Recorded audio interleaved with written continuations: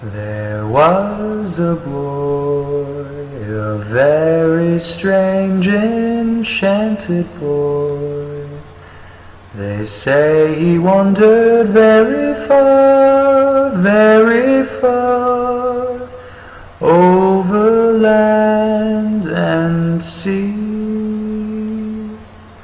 A little shy and sad of eye, but very wise was he. And then one day, one magic day, he passed my way.